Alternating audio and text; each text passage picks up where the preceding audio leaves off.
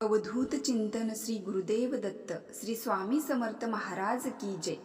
नमस्कार मैत्रिणींनो, बघा, इच्छा पूर्ण होण्यासाठी स्वामी चरित्र सारामृत असे वाचा, सेवेचे फळ लवकर मिळेल। एक रात्री जेवण झाल्यावर स्वामी चरित्र वाचल्याने श्री स्वामी चरित्र वाचताना सकाळी नेहमी, दुपारच्या वेळी श्री स्वामी चरित्र वाचताना साक्षात।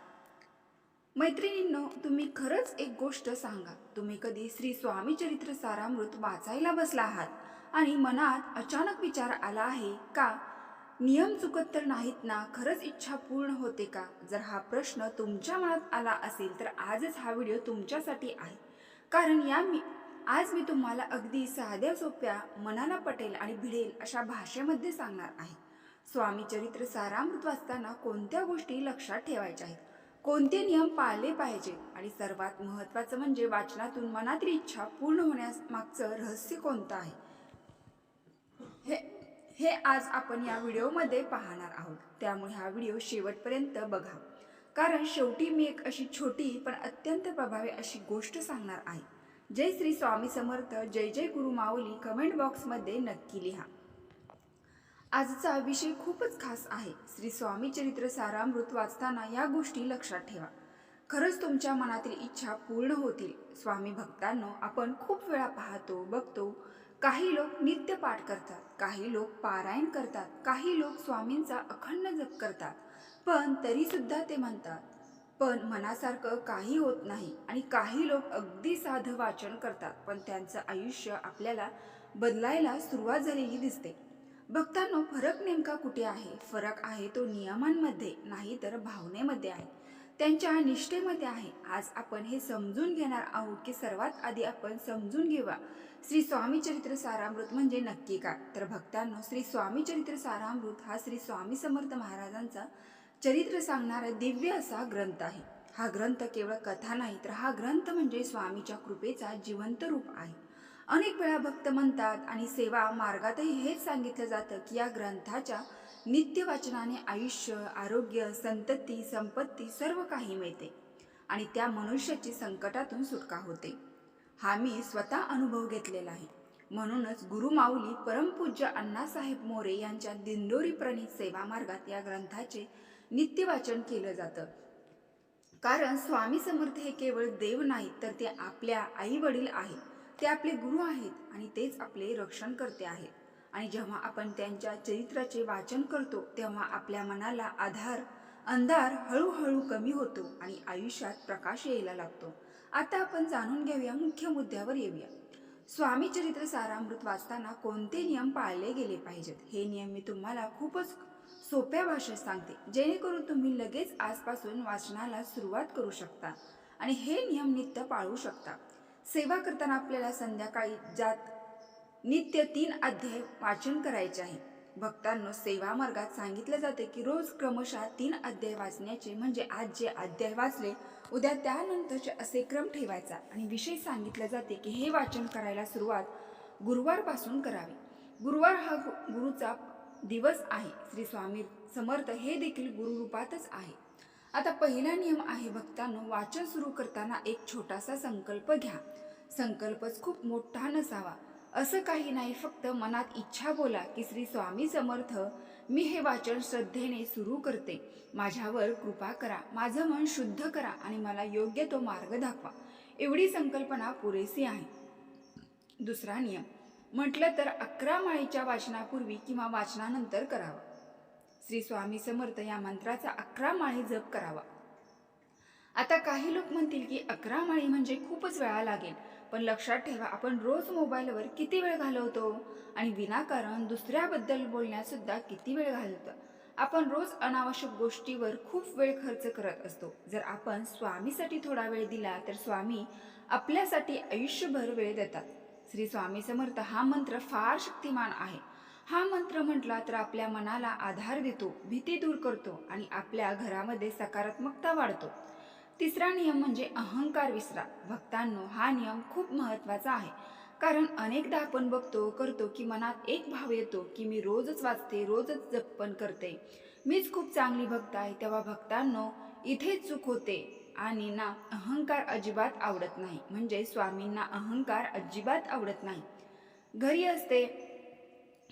खरी असते ती नम्रता, पूर्णपणे समर्पण, पूर्णपणे निष्ठा वाचनाशी मनात ठेवावी.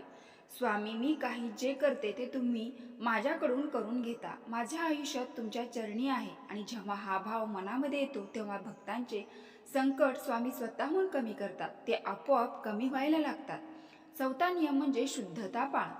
वाचन करताना शक्यतो स्नान करून स्वच्छ कपडे घालून स्वामींचा फोटो किंवा मूर्तीसमोर बसून वाचा. काही लोक म्हणतात आमच्याकडे वेळ नसतो, पण शुद्धता म्हणजे केवळ बाहेरची नाही, तर शुद्धता म्हणजे आंतरिक मनाची सुद्धा आहे. जेव्हा आपण स्वच्छ होऊन शांतपणे बसून वाचन करतो तेव्हा त्या शब्दाचा परिणाम आपल्या मनावर होत असतो. विशेषतः रात्री झोपण्यापूर्वी वाचन केलं तर शांत झोप लागते. म्हणून ही शांत होतो. घरामध्ये कलह कमी होतो. भक्तांनो, आपण समजून घेऊया की इच्छा पूर्ण होण्यामागचा रहस्य काय आहे. कारण आपण पूर्वी सांगितलं की शीर्षकात आपण बोलतोय मनातली इच्छा पूर्ण होते. पण इथे एक गोष्ट लक्षात ठेवा, श्री स्वामी समर्थ आपल्या मनातील प्रत्येक इच्छा पूर्ण करतात. पण योग्य इच्छा म्हणजे जे तुमच्या भल्यासाठी आहे, तेच ते जे तुमच्या आयुष्याला योग्य दिशा देणार आहे. स्वामी ते नक्की देतात. काही वेळा आपण हट्ट करतो, पण स्वामी आपल्याला ते देत नाहीत. कारण स्वामी आपल्या दुखण्यासाठी नाही, तर संकटातून वाचण्यासाठी थांबवतात. आणि म्हणूनच भक्तांनो, वाचन करताना तुमची इच्छा स्वामींना अगदी आईला सांगतो तसं सांगा. मनात कुठलाही बनावटपणा नको. काही लोक म्हणतात की स्वामी मला हे हवे, पण आतून त्यांचा विश्वासच नसतो.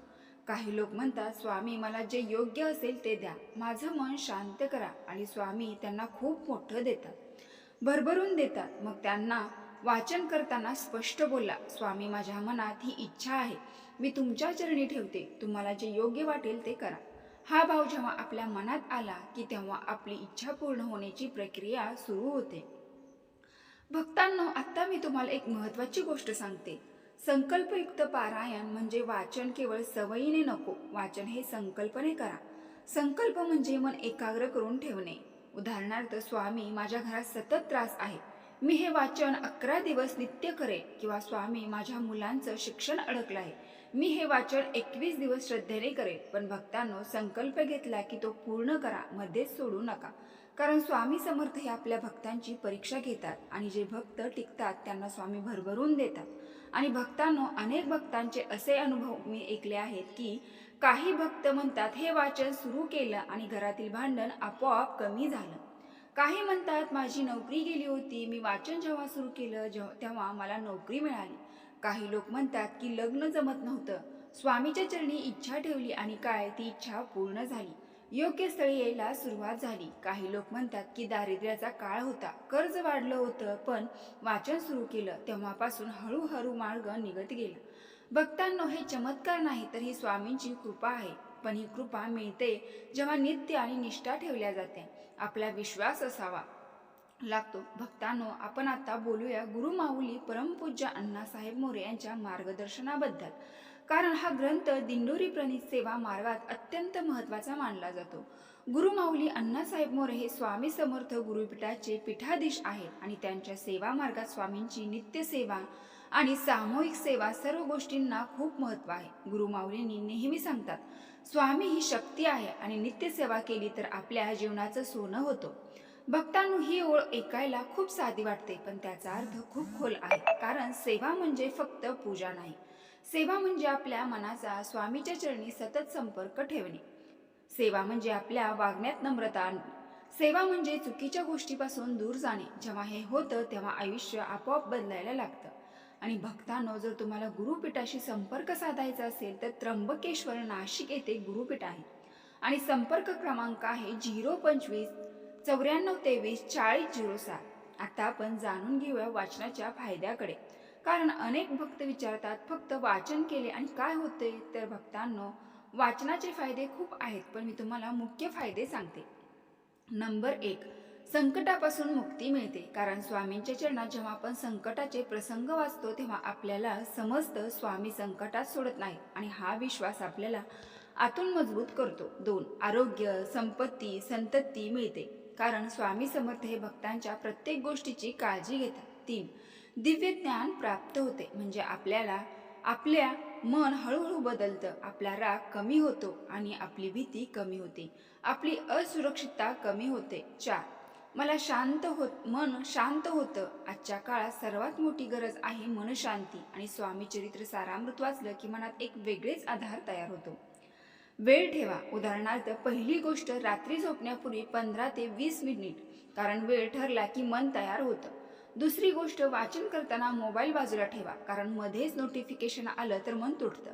आता तिसरी गोष्ट, वाचन सुरू करताना छोटा दिवा लावा, धूप लावा आणि 1 मिनिट डोळे बंद करून स्वामीचे नाव घ्या. यामुळे वातावरण पवित्र होतं. चौथी गोष्ट म्हणजे वाचन झाल्यावर 2 मिनिट शांत बसा. लगेच उठून कामाला जाऊ नका, कारण त्या शब्दाचा परिणाम मनावर बसायला वेळ लागतो. पाचवी गोष्ट, वाचनाच्या दरम्यान जर तुमचे मन विचलित झालं तर घाबरू नका. मंत्र आपलं भटकतच असतं, पण पुन्हा स्वामीच्या नावाकडे या. मैत्रिणींनो, आत्ताही तुम्हाला महत्त्वाची गोष्ट सांगते, ती म्हणजे वाचन करताना एक गोष्ट नेहमी करा. कृतज्ञता बाळगा. म्हणजे तुमच्या आयुष्य कितीही कठीण असलं तरी स्वामींना दररोज एकदा म्हणा, स्वामी आहेत त्याबद्दल धन्यवाद. आणि तुम्हाला विश्वास बसणार नाही, पण जेव्हा कृतज्ञता येते तेव्हा स्वामीची कृपा वेगाने सुरू होते. कारण स्वामींना भक्तांचे रडणे ऐकायला त्रास नाही, पण स्वामींना भक्तांचा विश्वास खूप प्रिय आहे आणि कृतज्ञता म्हणजेच विश्वास. भक्तांनो, आता आपण शेवटी येत आहोत आणि मी तुम्हाला एक विनंती करते, जर तुम्ही आजपर्यंत स्वामी चरित्र सारामृत सुरू केलं नसेल तर आजपासून करा. गुरुवारपासून सुरू करा. संकल्प घ्या, रोज 3 अध्याय वाचा, 11 माळी जप करा, शुद्धता ठेवा, अहंकार सोडा. स्वामी सेवेत या खरंच तुमच्या आयुष्याचं सोनं होईल. मैत्रिणींनो, व्हिडिओ पूर्ण माहिती आवडली असेल तर नक्की आपल्या चॅनलला एक लाईक करून कमेंट बॉक्समध्ये श्री स्वामी समर्थ नक्की टाईप करा. धन्यवाद.